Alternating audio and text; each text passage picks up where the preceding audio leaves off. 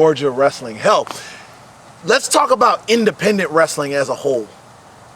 It's the same 10 to 12 guys. You have all these dream matches that nobody asked for. Whose dream was that? Not mine. Not Martin Luther King's.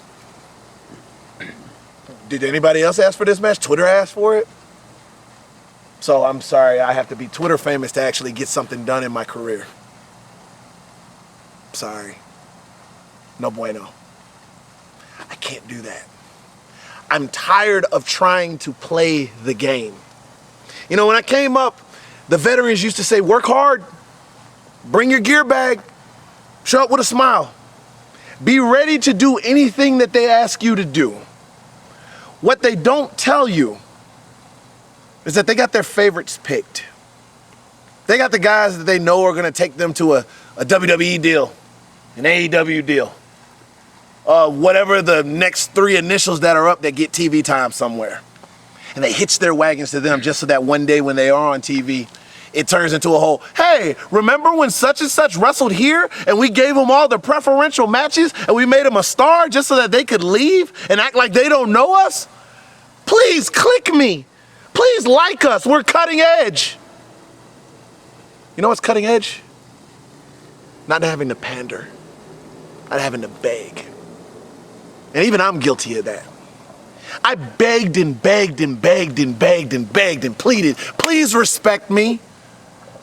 I even sold my respect off in front of 1 million people on TNT to dance around as a fruit-themed wrestler so I could take an elbow to the face from a multi-time world champion.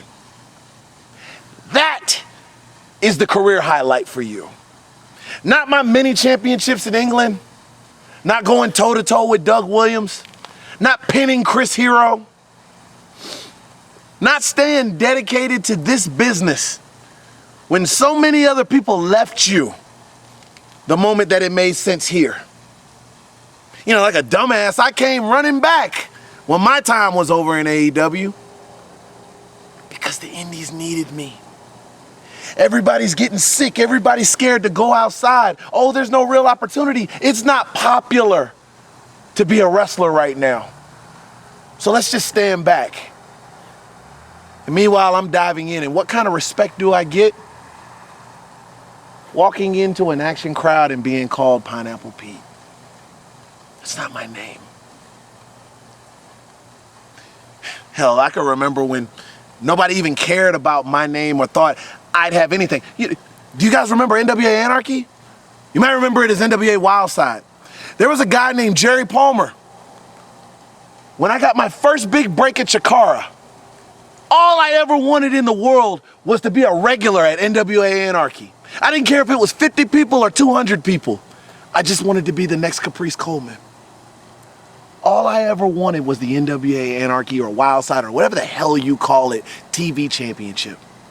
And you know what he told me when I told him, if you won't give me a shot, I'll leave? He couldn't imagine anywhere being able to make money off of me. With all due respect to Jerry Palmer, because he's apologized since then, that's why he's working at a firehouse.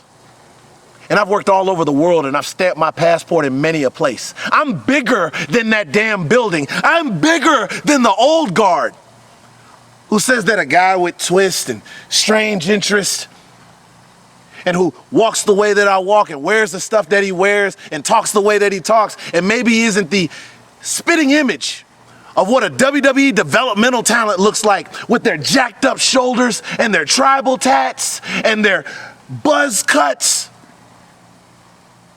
I'm sorry. I never wanted to be Gunnar Miller.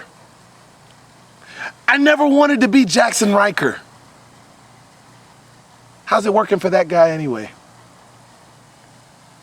All I wanted was to be me, and I thought I could do that at Action.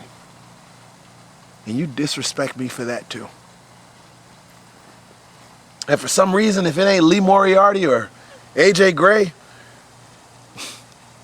y'all can take or leave. I guess y'all can just take or leave whatever black wrestler is trying to make something happen. It's not even a color thing. It's not even a race thing. You know what? I take that back.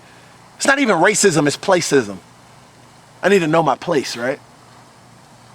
Is to make the guys that are about to get the deals look great, look good. Just like you want me to do for Anthony Henry. I can't do that. So even with jacked up ribs and me having a sense of wonder if I even should perform for you, I'm gonna do it. Because this is bigger than your main event or bigger than you trying to teach me a lesson, management.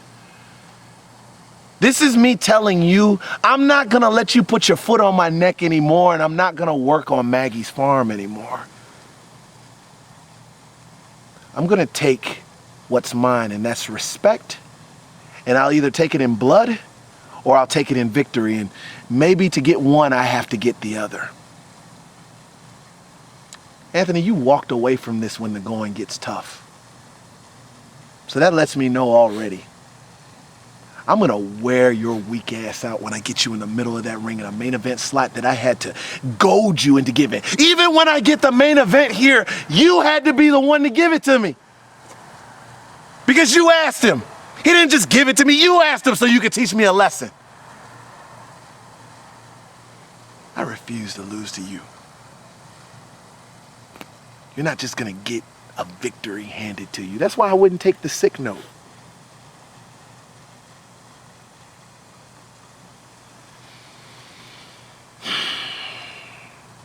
I'm sorry. I'm rambling, aren't I? Because I'm talking like you care.